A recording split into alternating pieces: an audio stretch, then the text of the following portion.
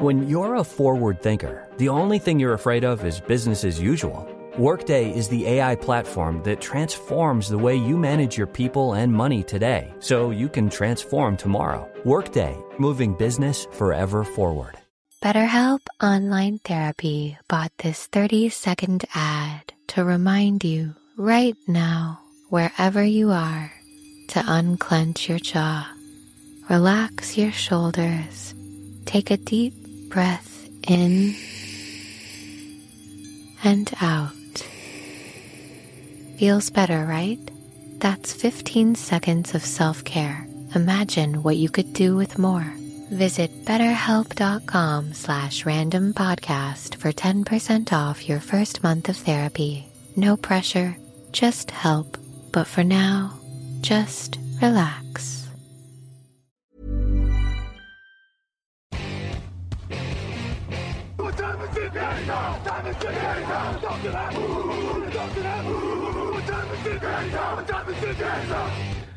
Bonjour à toutes et bonjour à tous et bienvenue sur notre nouveau podcast Touchdown Actu. Nitinia Simion, très heureux de vous retrouver pour un nouveau numéro consacré à la draft NFL 2025, le débrief des 32 équipes NFL et à mes côtés, j'ai Cyprien Delma comme hier avec moi. Bonjour Cyprien. Salut Niti, nous sommes de retour pour jouer un mauvais tour et je pense que ça va être le thème du jour, le mauvais tour.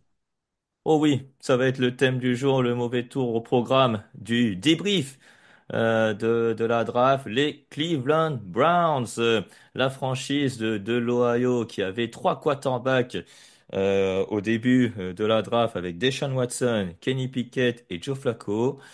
Et force est de constater que après cette draft, cette escouade de quarterback a bien évolué, Cyprien.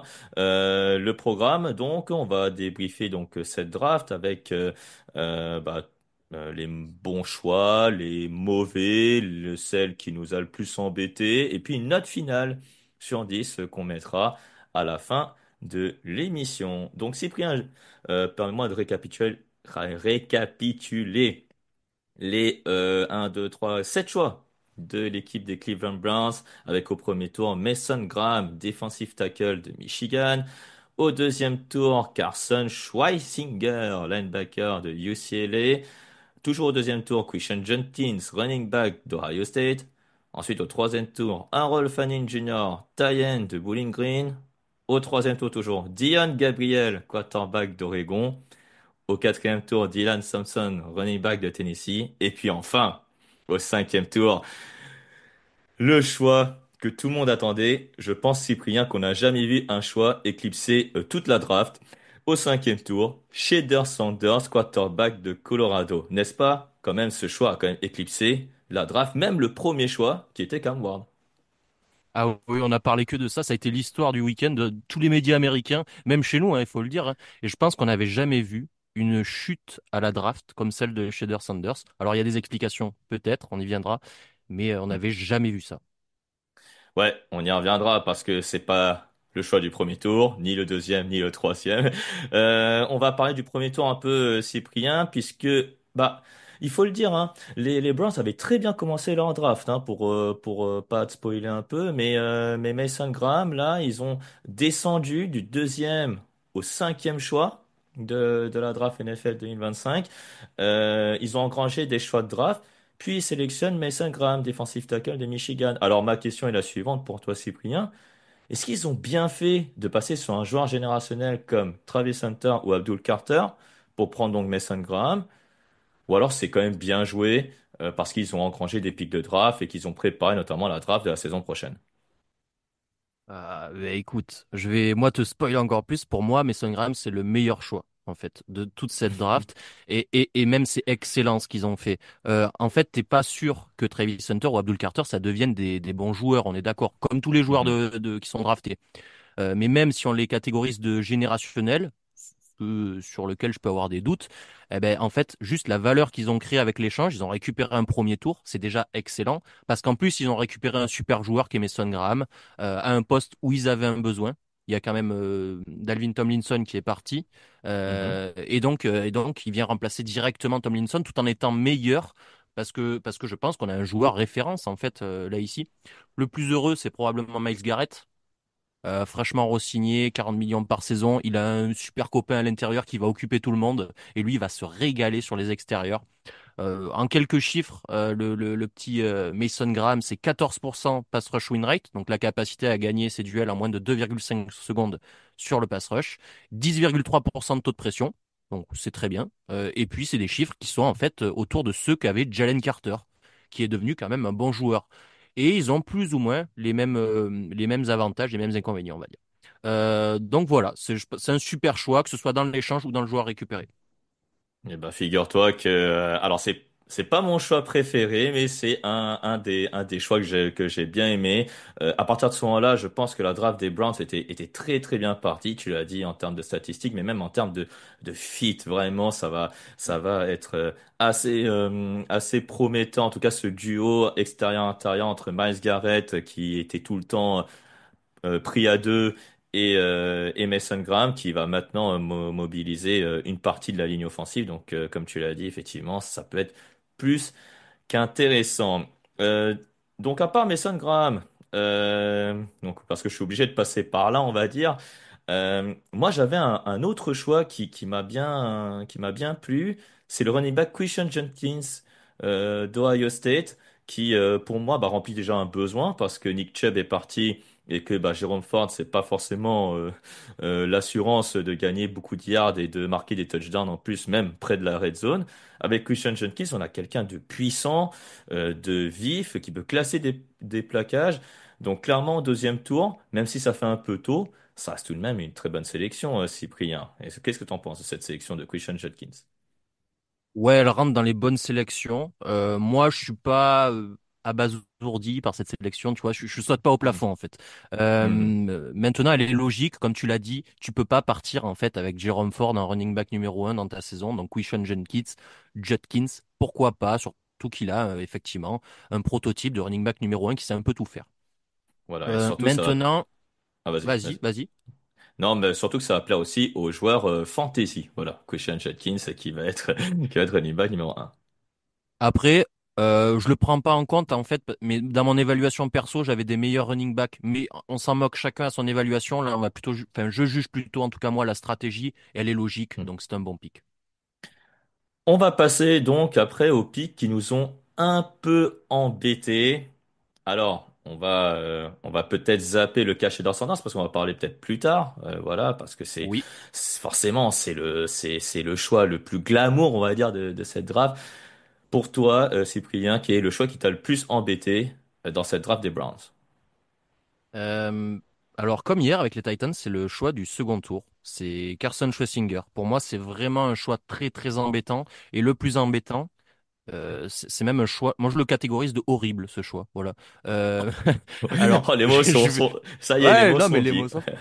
Et alors encore une fois, je prends pas en compte l'évaluation du joueur, même si je l'avais peut-être sûrement noté un peu plus bas que la valeur à laquelle il part. Mais en fait, c'est la stratégie que je comprends pas. T'as Jeremiah Owusu-Koramoah qui est là, qui est un très bon linebacker, peut-être un peu sous-taillé, mais il fait le travail. Et t'as Jordan Hicks en vétéran qui complémente très très bien quand même ce qu'apporte Owusu-Koramoah. Donc ce duo marche très bien et ce duo va être le duo titulaire. Je comprends que tu puisses prendre Schlesinger pour le futur, mais en fait, avec le pick 33, tu dois pas prendre un linebacker si c'est pour préparer le futur à N+1, voire N+2. Ça va pas du tout, ça, comme stratégie. Pour moi, en tout cas.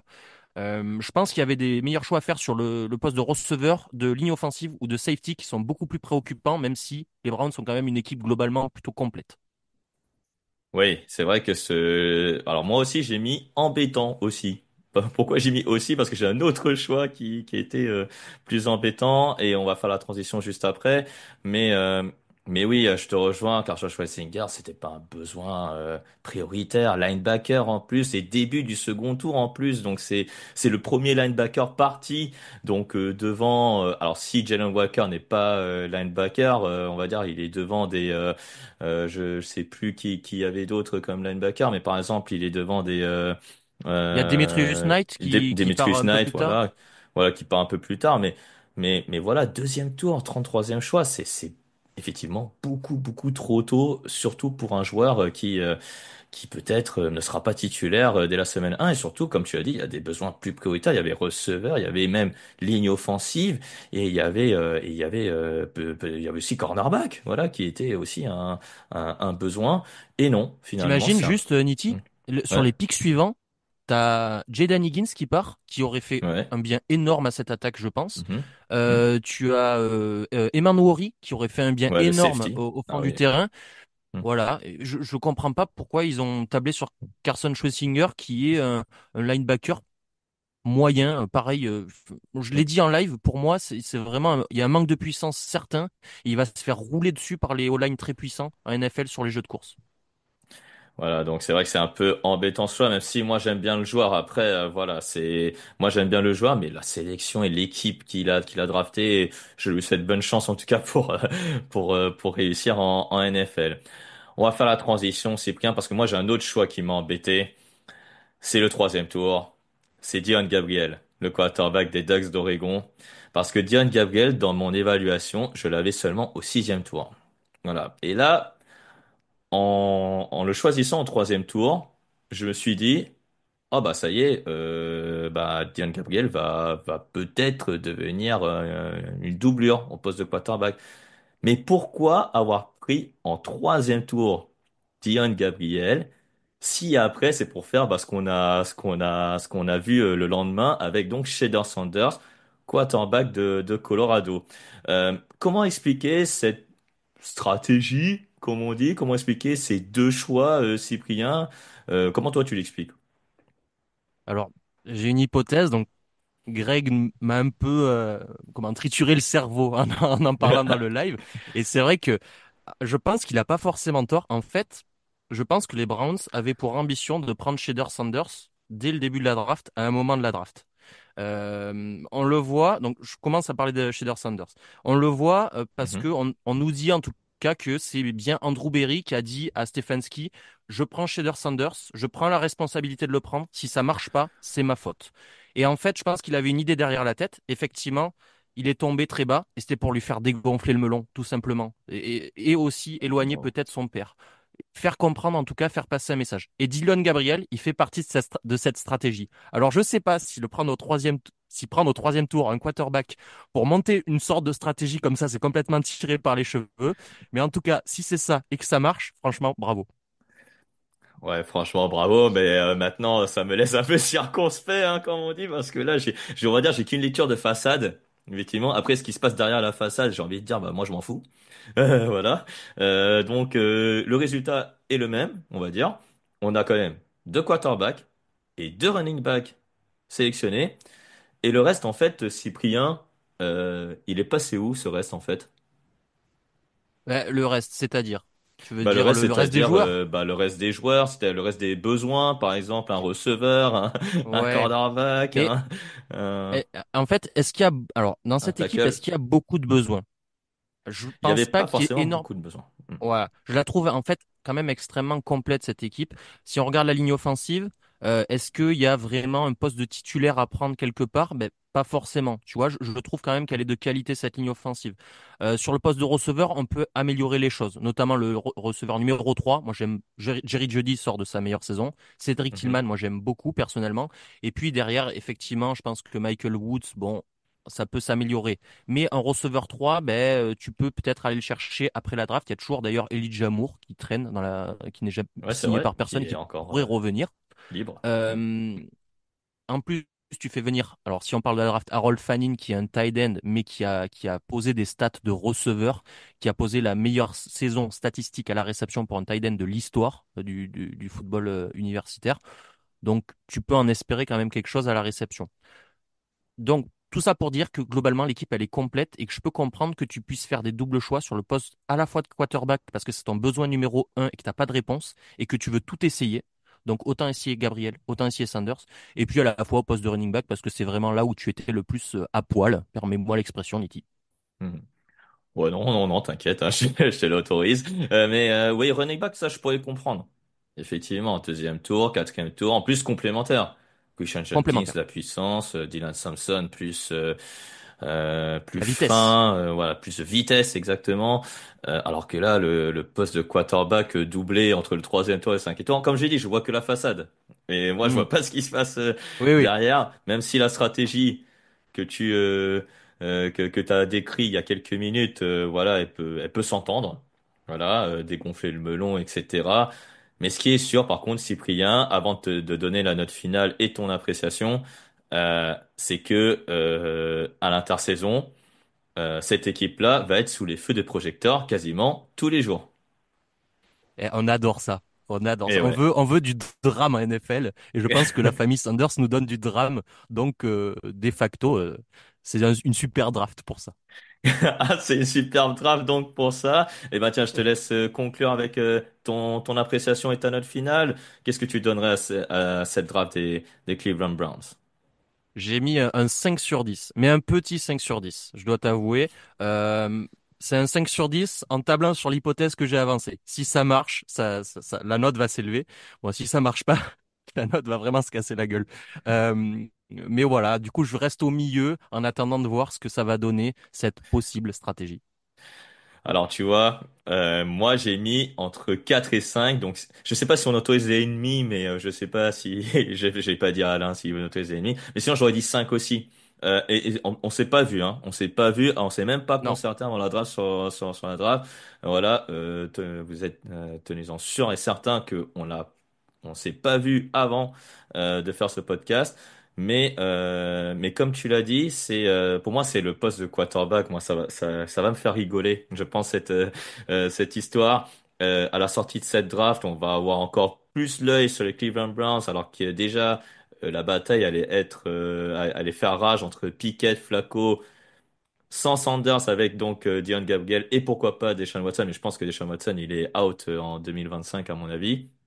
Et là, avec Shedeur Sanders, ça va apporter encore plus de piment. Je suis d'accord avec toi. Mais sinon, le reste des sélections, c'est vraiment la sélection de Mason Graham pour moi et de Christian Jenkins qui relève cette note parce qu'après, le reste de la draft des Cleveland Browns, elle a à la limite ni queue ni tête. Parce que certains le voient comme une superbe draft parce que Shedeur Sanders a été pris plus bas qu'espéré. Et certains, c'est sûrement les amoureux de Mel Kiper qui disent ça voilà, d'ailleurs. c'est exactement. Et Melkeeper consultant pour une radio concurrente. Et puis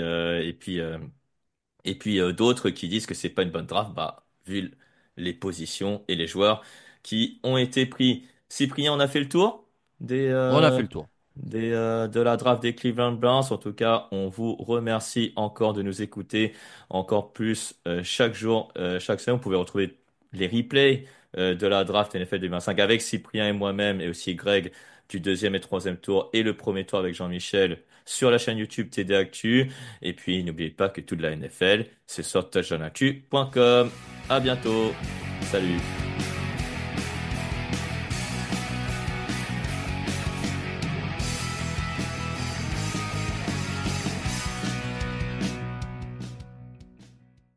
If you like detailed and immersive audio storytelling, you might like Canadian True Crime.